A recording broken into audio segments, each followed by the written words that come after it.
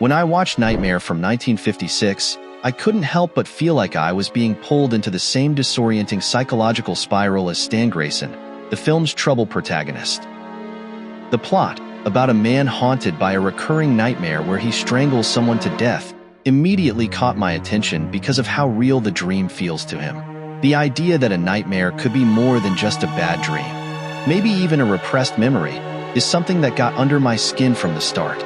As I watched Kevin McCarthy's portrayal of Stan, I couldn't help but feel his growing paranoia. He wakes up every night drenched in sweat, terrified that what he's seen in his sleep might be real.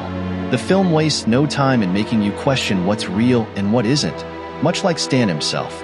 He starts off rational, brushing off the nightmares as nothing more than his subconscious playing tricks on him. But soon, that eerie doubt creeps in. Could it be that he actually killed someone and buried the memory deep within himself? This whole idea of an unreliable mind really resonated with me.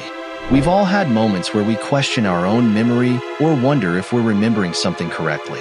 But Nightmare takes that fear to an entirely new level. What if your mind is actively working against you, hiding things you don't want to remember?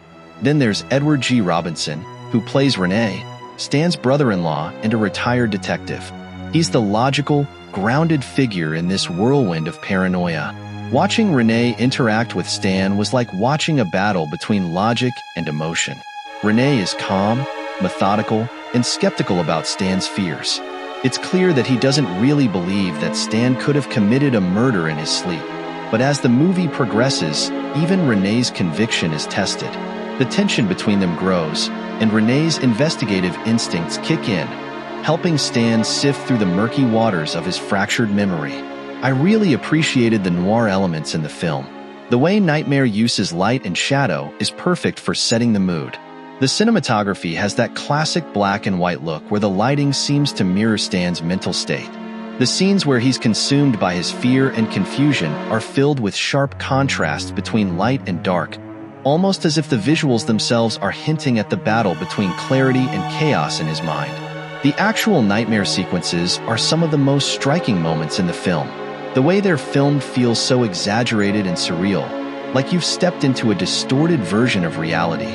The camera angles are uncomfortable, the close-ups are intense, and everything about those moments feels like a descent into madness. As the nightmare repeats, it gets harder to tell whether Stan is awake or still dreaming, and that blurring of the line between dream and reality is one of the things that made the movie so effective for me. One of the things I really found interesting was the way the film examines guilt. The entire premise of the story hinges on Stan's uncertainty about whether he's guilty of murder. It's not just the external fear of being caught. It's the internal struggle of not knowing what he's capable of. That's a terrifying thought. Not knowing if you're capable of something as horrifying as murder. It got me thinking about how much guilt and fear can distort our sense of reality. Stan isn't just afraid of being arrested. He's afraid of himself and what he might have done. When Renee starts digging deeper into the mystery, the film shifts into more of a procedural mode, and I found myself hooked on trying to figure out what was really happening. Is Stan just losing his grip on reality, or is there something more sinister at play? The clues are revealed slowly, and the tension builds with each new piece of information. The pacing here is excellent. Nightmare doesn't rush to give you answers. Instead, it lets the suspense simmer, making every reveal feel like a significant step toward the truth. The climax, without giving too much away, was a satisfying resolution to all the tension that had been building throughout the film. It's one of those endings that leaves you thinking long after the credits roll. The way the mystery is tied together left me reflecting on the themes of memory, guilt, and how easily the mind can betray us. In the end, the film doesn't just give you a neat answer. It makes you question your own perceptions.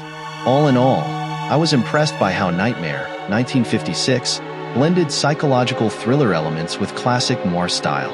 Kevin McCarthy's performance as Stan was convincing and, at times, heartbreaking, while Edward G. Robinson brought a strong, steady presence as the rational counterbalance to Stan's spiraling paranoia.